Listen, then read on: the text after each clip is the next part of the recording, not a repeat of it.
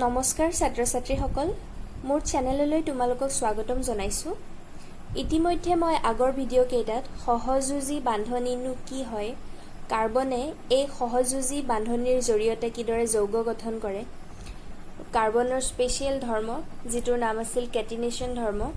আৰু ইয়াৰ সহায়ত কিদৰে কাৰ্বনে সংপৃক্ত আৰু অসংপৃক্ত যৌগ গঠন কৰে এই বিষয়ে কিছু আলোচনা কৰিছিলোঁ।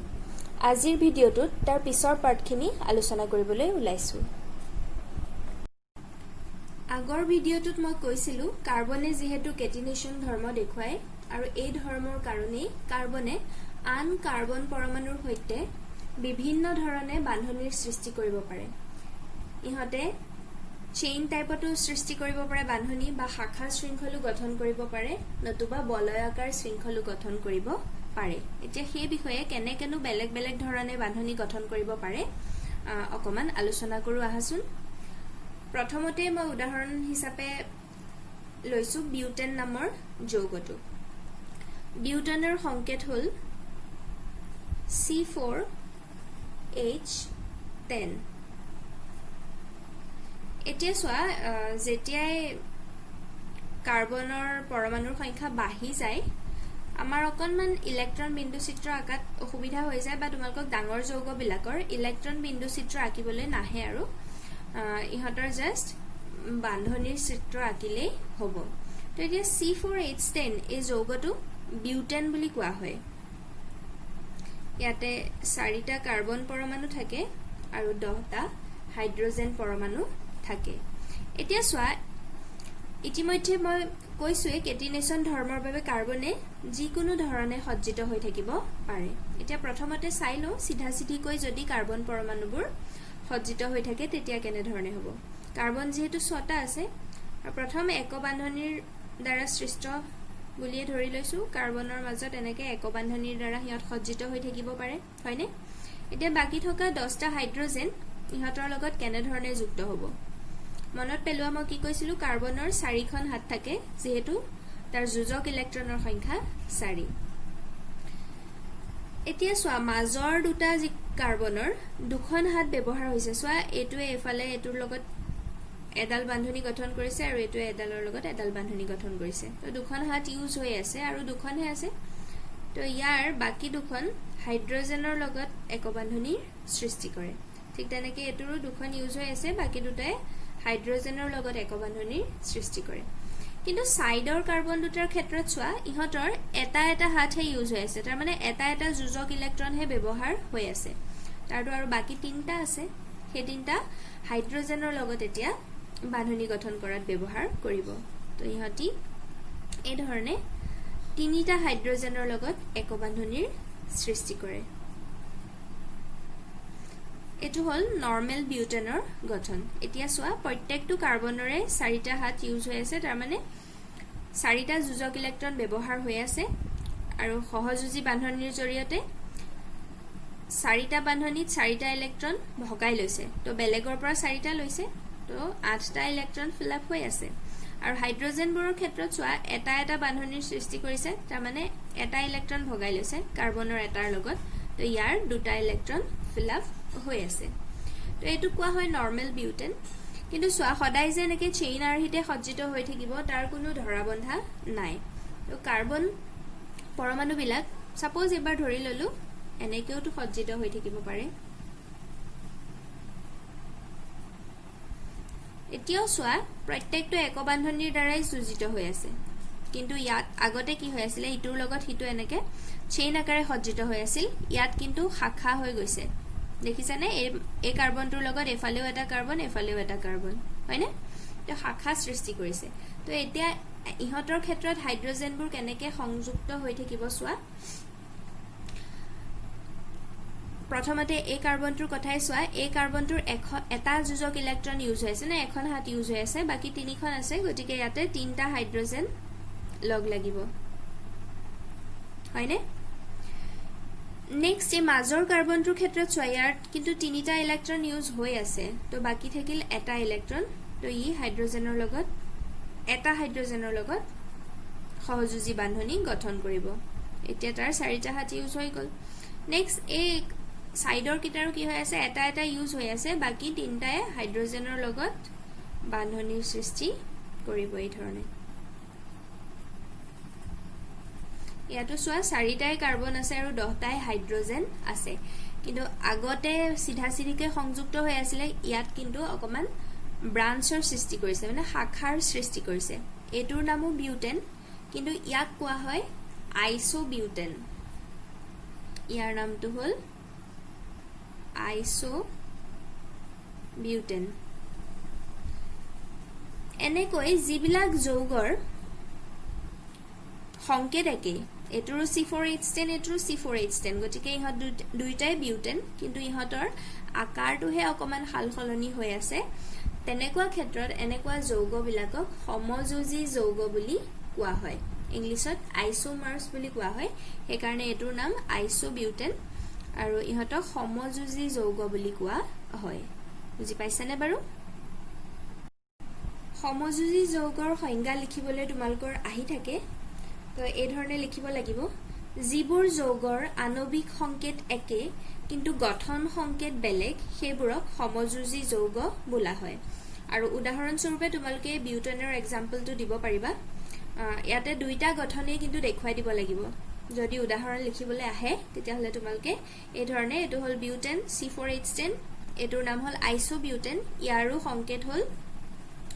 C4H10 দুইটাৰ যে গঠন কি ধৰণে বেলেগ হেতু তোমালকে এই ধৰণে গঠন চিত্ৰ আঁকি পেলাই দেখুৱাই দিব লাগিব ঠিক আছে এতিয়া চাও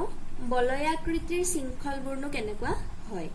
তাৰে এটা কমন এক্সাম্পল হল সাইক্লোহেক্সেন যাৰ সংকেত হল C6H12 আৰু এই সাইক্লোহেক্সেন বুলি সেই কাৰণে কয় কাৰণ বলয়াকৃতিত সজ্জিত হৈ থাকে ঘূৰণীয়াকৈ সজ্জিত হৈ থাকে কাৰ্বন পৰমাণুবোৰ সেই কাৰণে নামটো হৈছে সাইক্লোহেক্সেন এতিয়া চাও ইয়াৰ গঠন চিত্ৰটোনো কেনেকুৱা হয় এই যে 6টা কাৰ্বন পৰমাণু আছে হেকেটা ঘূৰণীয়াকৈ সজ্জিত হৈ থাকে বলয়াকৃতিত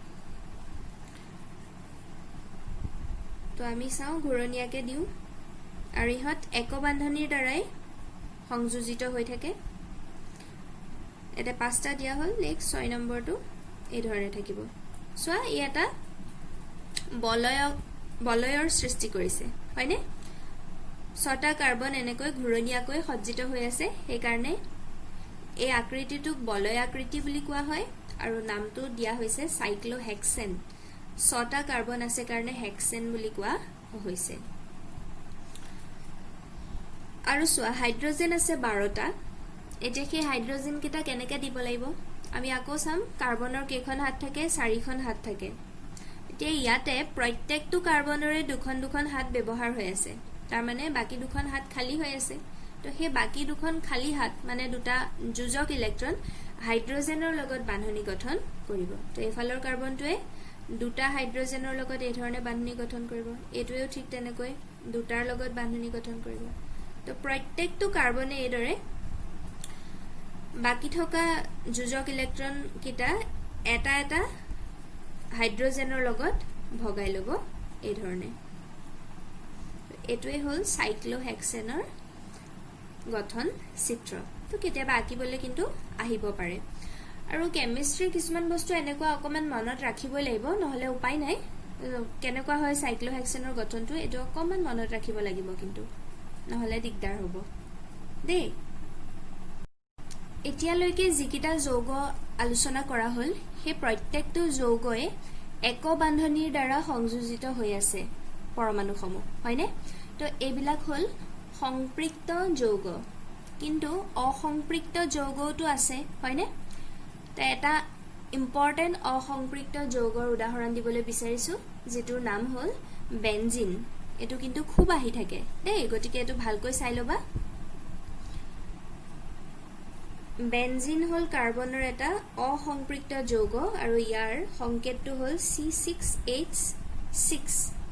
তো এতিয়া যেহেতু ই অসংপৃক্ত তো তাৰ পৰাই আমি বুজিব লাগিব যে ইয়াত ডি বান্ধনি বা ত্ৰি বান্ধনি থাকিব পাৰে এতিয়া চাও আমি ডি বান্ধনি থাকে নে ত্ৰি বান্ধনি থাকে তো ইয়াতে যেহেতু কাৰ্বন 6টা আছে আৰু বেনজিনতো কাৰ্বন পৰমাণুসমূহ গোলাকৃতিত সজ্জিত হৈ থাকে ঠিক আছে তো আমি 6টা কাৰ্বন চাও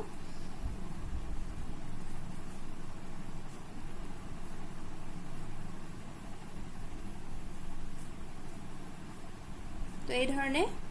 6টা কাৰ্বন বলয়াকৃতিত সজ্জিত হৈ থাকে বেনজিনৰ ক্ষেত্ৰটো প্ৰথম একবান্ধনীৰ দ্বাৰাই মই ভাবি লৈছো সংযোজিত হৈ আছে বুলি তাৰ পিছত চাও হাইড্ৰোজেনলে হাইড্ৰোজেন কেটা আছে 6টা আছে তো প্ৰত্যেকটো কাৰ্বনে এটা এটা হাইড্ৰোজেনৰ লগত বান্ধনী গঠন কৰিব তো এটা এটা হাইড্ৰোজেন আমি দি দিও প্ৰত্যেকটো কাৰ্বনক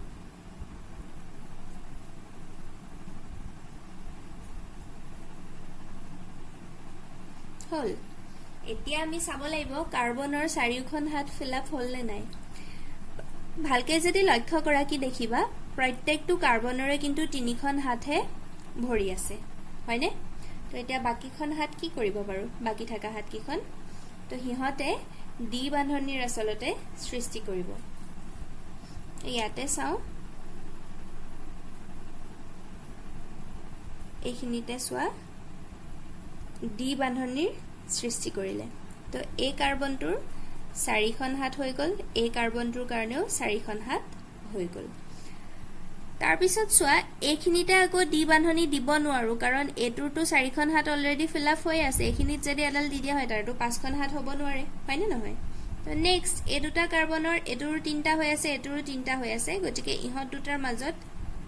বাকি থকা হাত দুখন মানে বাকি থকা যোজক ইলেক্ট্ৰন কেটা শেয়াৰ হল তো ইয়াতে ডি বান্ধনী গঠন হ'ব ঠিক সেইদৰে এই দুটাৰো তিনিটা যোজক ইলেক্ট্ৰন ব্যৱহাৰ হৈ আছে তো 4 নম্বৰটোৰ কাৰণে ইহতে এই ধৰণে ডি বান্ধনীৰ সৃষ্টি কৰিব এতিয়া যদি লক্ষ্য কৰা কি দেখা যাব প্ৰত্যেকটো কাৰ্বনৰে চাৰিখন হাত ফিল আপ হৈ আছে আৰু হাইড্ৰোজেনো 6টা যেটো আছিল আমাৰ সংকেতত 6টা হাইড্ৰোজেন ধুনিয়াকে ভাগ বতৰা হৈ আছে আৰু এটোৱে হল বেনজিনৰ গঠন এটো কিন্তু খুব আকিবলে আহি থাকে দেই এটো ইম্পৰ্টেন্ট হয় এতিয়ালৈকে যিকিটা যৌগৰ বিষয়ে আলোচনা কৰা হল সেই আটাইকেটা যৌগ কেৱল কাৰ্বন আৰু হাইড্ৰোজেন লগ লাগি গঠিত হৈছে আৰু এনেকৈ কেৱল কাৰ্বন আৰু হাইড্ৰোজেন লগ লাগি যিবোৰ যৌগ গঠন হয় সেইবোৰক হাইড্ৰোকাৰ্বন বোলা হয় এটো কিন্তু আহি থাকে আৰু ইয়াৰ উদাহৰণ হিচাপে তোমালোকে মিথেন বেনজিন বিউটেন সাইক্লোহেক্সেন এইখিনি কথা ক'ব পাৰা যিবোৰ যৌগত কেৱল মাত্ৰ কাৰ্বন আৰু হাইড্ৰোজেন পৰমাণুহে থাকে আৰু এই হাইড্ৰোকাৰ্বনবোৰক তিনি ভাগত ভগাব পাৰি এলকেন এলকিন আৰু এলকাইন একবান্ধনীৰ দ্বাৰা সংযুক্ত হৈ গঠন হোৱা সংপৃক্ত হাইড্ৰোকাৰ্বনবোৰক এলকেন বুলি কোৱা হয় উদাহৰণস্বৰূপে তোমালোকে মিথেন ইথেন প্ৰপেন বিউটেন ইত্যাদিৰ কথা ক'ব পাৰা তাৰ পিছত এলকিন হল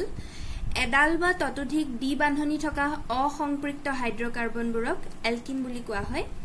উদাহৰণস্বৰূপে ইথিন প্ৰপিন বিউটিন আদি এতিয়া এটা কথা লক্ষ্য কৰিছেনে বাৰু আগতে আছিল মিথেন ইথেন প্ৰপেন মানে একাৰ আছিল ইয়াতে খালি হস্ৰইকাৰ হৈ গৈছে বাকিখিনি একেই কিন্তু এতিয়া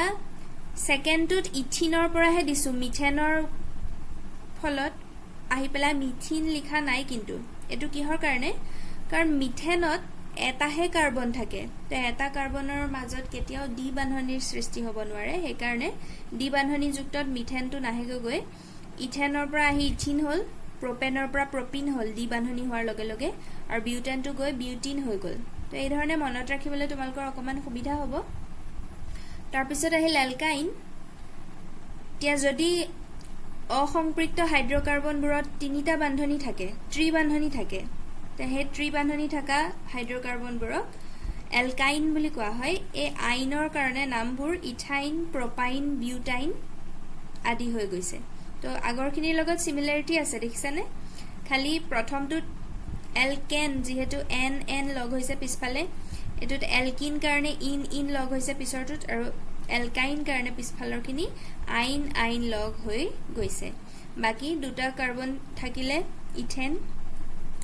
ইথিন ইথাইন তিনটা কাৰ্বন হলে প্ৰপেন প্ৰপিন প্ৰপাইন চাৰিটা কাৰ্বন হলে বিউটেন বিউটিন আৰু বিউটাইন এই ধৰণে বান্ধনীৰ ওপৰত ভিত্তি কৰি নামবিলাক হালহলনি হয় বুজি পাইছানে বাৰু এতিয়া তোমালোকেতো জানিছা ইতিমধ্যে যে কাৰ্বন বহুত বন্ধুত্ব সুলভ হয় ইয়াৰ ধৰ্মটোৱে তেনেকুৱা যে ই যিকোনো মৌলৰ লগত লগ হৈ যৌগ গঠন কৰিব পাৰে তো অকল যে মাত্ৰ হাইড্ৰজেনৰ লগতে লগ লাগি যৌগ গঠন কৰে হাইড্ৰকাৰ্বনছ গঠন কৰে তেনেকুৱা নহয় ই আন কিছুমান মৌলৰ লগতো যেনে নাইট্ৰজেন হেলোজেন তাৰমানে 17 বৰ্গৰ যিখিনি মৌল সালফাৰ এইবিলাকৰ লগতো সংযুক্ত হৈ যৌগ গঠন কৰিব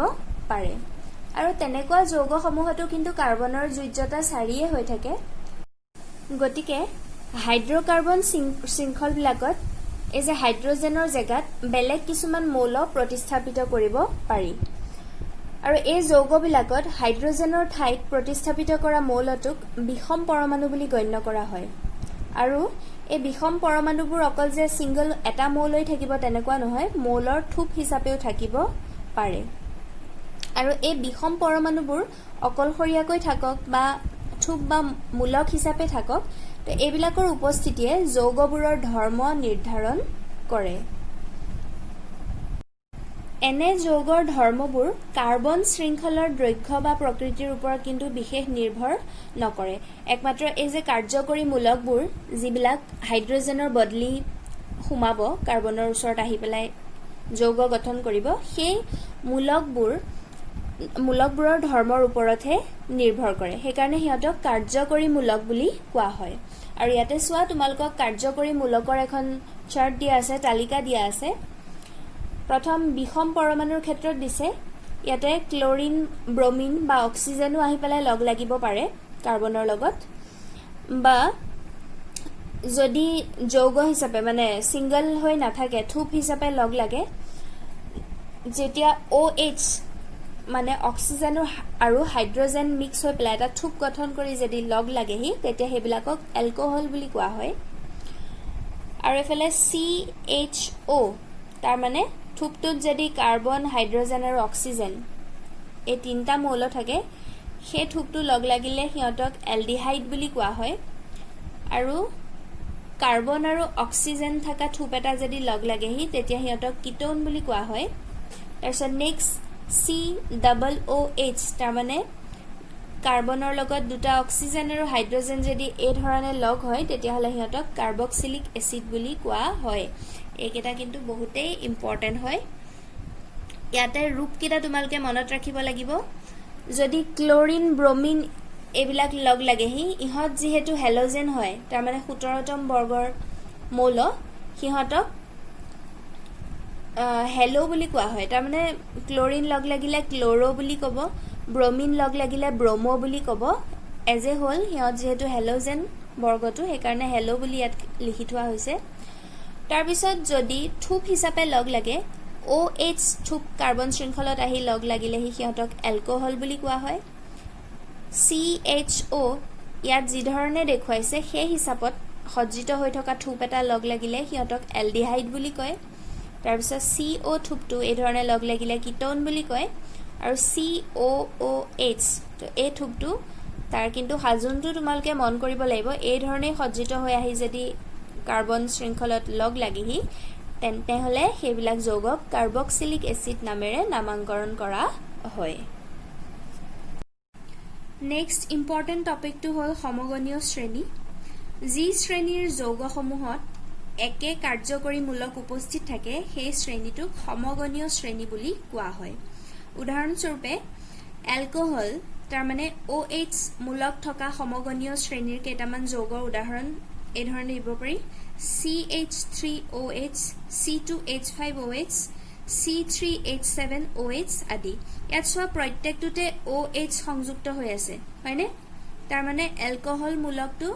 যুক্ত হৈ আছে তো ইহঁত একেটা শ্ৰেণীৰ অন্তৰ্ভুক্ত আৰু ইহঁতক সেইকাৰণে সমগনীয় শ্ৰেণী বুলি কোৱা হয় আৰু এতিয়া চোৱা মই এটা উদাহৰণ দেখাই দিওঁ এই CH3OH ৰ গঠনটো কেনে ধৰণে হ'ব পাৰে এনে আমি ইতিমধ্যে CH4 ৰ গঠনটো পাই থৈছো এটোৰ নাম কি আছিল বাৰু মিথেন হয়নে তো কাৰ্বনৰ চাৰিখন হাত চাৰিটা হাইড্ৰজেনৰ লগত এই ধৰণে সংযুক্ত হৈ থাকিলে একবান্ধনীৰ দ্বাৰা ইয়াকে মিথেন বুলি কোৱা হয় এতিয়া চোৱা CH3OH এটো হল এটা এলকোহলৰ উদাহৰণ আৰু ইয়াৰ যদি আমি গঠন আঁকিবলগীয়া হয় সো CH3 তো এটা কাৰ্বনৰ লগত তিনটা হাইড্ৰোজেন থাকে আৰু বাকি হাইড্ৰোজেনটোৰ জেগাত OH সংযুক্ত হৈ যায় তো এতিয়াও কাৰ্বনৰ যোজ্যতা কিন্তু 4 হৈ আছে কাৰণ ই 4খন হাতে ব্যৱহাৰ কৰি আছে জাস্ট এটা OH গ্ৰুপ এটা এই গ্ৰুপটো এটা সাইডত লগ লাগি গৈছে তো এনে ধৰণে বাকি যৌগসমূহৰ গঠন আঁকিব পাৰি তো তোমালোকে হেতু চেষ্টা কৰিবা এইখিনিতে চাই লোৱা সমগণীয় শ্ৰেণীৰ যৌগসমূহৰ ধৰ্মনো কি কি হয় প্ৰথম ধৰ্মটোৱে হ'ল একেজাতীয় কাৰ্যকৰী মূলক থাকে নেক্সট আণবিক ভৰ বৃদ্ধিৰ লগে লগে গলনাঙ্ক আৰু উত্তলাঙ্ক বৃদ্ধি হয় তে আণবিক ভৰ বৃদ্ধি মানে কি এটো চাই লোৱা যেটো মই এলকোহলৰ সমগণীয় শ্ৰেণীৰ যৌগসমূহ দিছিলো ইয়াতে CH3OH ইয়াতে C2H5OH মানে কাৰ্বন দুটা হৈ গল হাইড্ৰোজেন পাঁচটা হৈ গল আগতে কাৰ্বন এটা হাইড্ৰোজেন তিনটা আছিলে CH3 আছিলে ইয়াত C2H5 হৈ গল তাৰ মানে ইয়াত মৌলৰ সংখ্যা যেহেতু বাঢ়ি গৈছে তো ইহতৰ আণবিক ভৰটো বৃদ্ধি হ'বই নিশ্চিত ৰূপে হয়নে তো আণবিক ভৰ বৃদ্ধিৰ লগে লগে কি হয় সমগণীয় শ্ৰেণীৰ অন্তৰ্ভুক্ত যৌগসমূহৰ গলনাঙ্ক আৰু উত্তলাঙ্ক বৃদ্ধি হয় ঠিক সেইদৰে আণবিক ভৰ বৃদ্ধিৰ লগে লগে কোনো এক নিৰ্দিষ্ট দ্ৰাৱকত দ্ৰৱণীয়তা বেলেগ বেলেগ হয়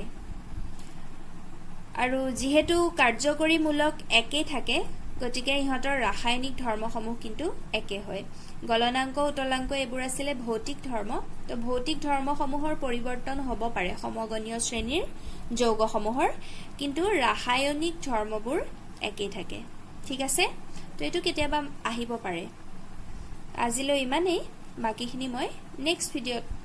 আলোচনা কৰিম থ্যাংক ইউ